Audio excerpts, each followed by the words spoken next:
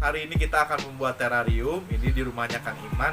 Ini udah seperti galeri tumbuhan ya. Ini Kang Iman juga menyediakan berbagai jenis tumbuhan yang mungkin teman-teman butuhkan. Nah, ini adalah media-media yang akan kita gunakan dalam pembuatan terrarium ini. Ini ada arang, ada sekam bakar, juga ada tanah humus.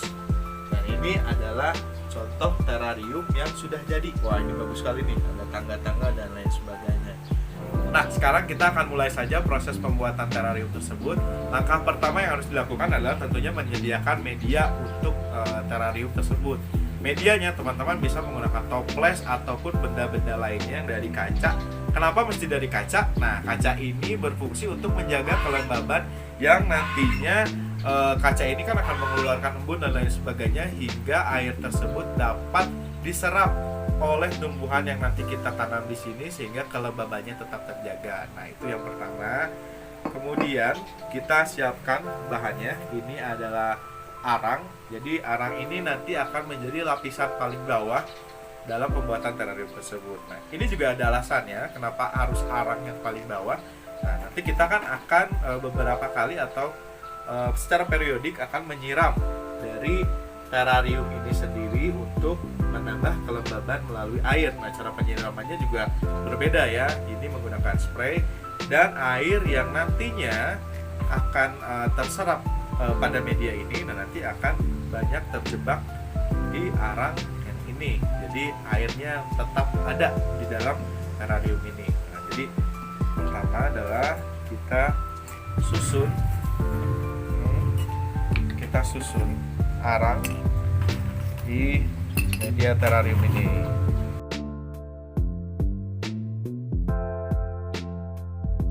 Sekarang lapisan kedua setelah arang ini adalah humus. Nah, ini adalah media tanam yang paling bagus untuk semua jenis tanaman, apalagi nanti untuk terrarium. Karena terrarium itu sendiri kan menjaga sekali kondisi kelembaban dari media yang seharusnya di hutan dipindahkan ke dalam wadah seperti ini.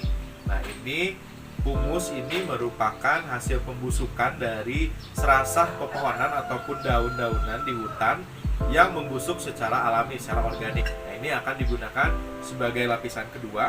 Jadi cara menyusunnya kita pastikan disusun dengan baik. Kita atur secara presisi terlebih dahulu. Selain tadi yang saya sebutkan ini mengandung unsur hara, dibutuhkan oleh tumbuhan dan juga nanti akan menjadi penyangga untuk sekam bakar yang akan kita simpan di sini. Nah, si serasah ini juga, si humus ini sendiri nanti bisa kita gunakan menjadi pondasi saat kita akan membuat dekorasi pada terrarium kita. Nah, jadi ini jadi landscape-nya. Jadi ini bisa menjadi terasering-nya. Mau dibuat seperti apa? Mau dibuat misalkan berlapis-lapis atau misalkan kayak contoh nih ini saya contoh nih ini bertumpuk-tumpuk. Nah, ini sebenarnya bukan pasir yang ditumpuk-tumpuk karena kalau pasir sudah pasti tidak akan kuat ya, pasti akan goyah konstruksinya. Tapi kalau misalkan menggunakan serasah seperti ini lebih padat, jadi kita bisa bentuk seperti yang kita inginkan. Apakah bertingkat-tingkat ataukah ada gunungnya atau seperti apa? Nah, itu tergantung dari keinginan teman-teman sendiri.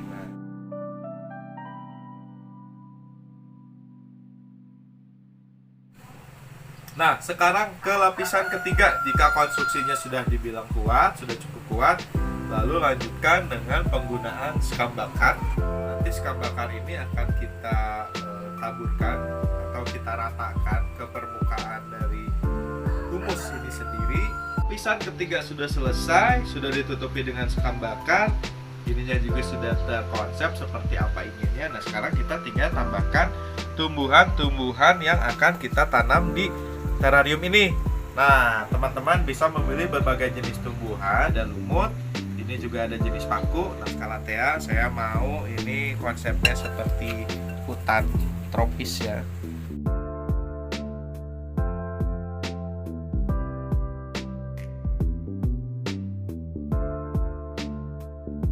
Nah, ini sudah selesai, sudah saya tata dengan sangat rapi. Mudah-mudahan hasilnya memuaskan juga. Nah, tapi dari semua penyusunan ini juga ada bukan serasa, ini tuh ada sekam bakar yang menurut saya sedikit mengganggu ya. dari estetika keindahan dalam terrarium ini. Jadi kita menggunakan sedotan ini untuk meniupkan sekam bakal yang tercecer pada bagian tumbuhan yang sudah kita tanam di sini, dan cara sehingga ditiup saja seperti biasa.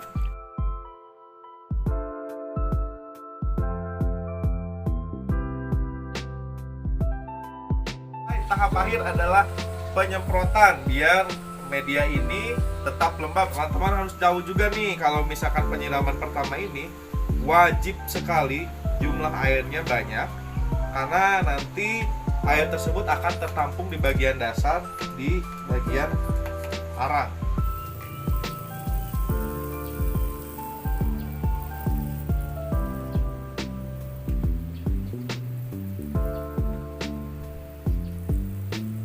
Ini sudah sampai di tahap paling akhir, kita tinggal membersihkan saja permukaan dari si kaca ini biar lebih bagus. Nah, ini teman-teman jangan lupa harus sering-sering menyiram agar tetap menjaga kelembaban dari medianya ini sendiri. Selain itu, sebenarnya tumbuhan atau terrarium ini bisa disimpan di dalam rumah, tapi sesekali, seminggu minimal 2 kali ya, bisa seminggu minimal 1 kali itu dikeluarkan dulu untuk disimpan di bawah matahari langsung, biar dia juga mendapatkan nutrisi dari matahari.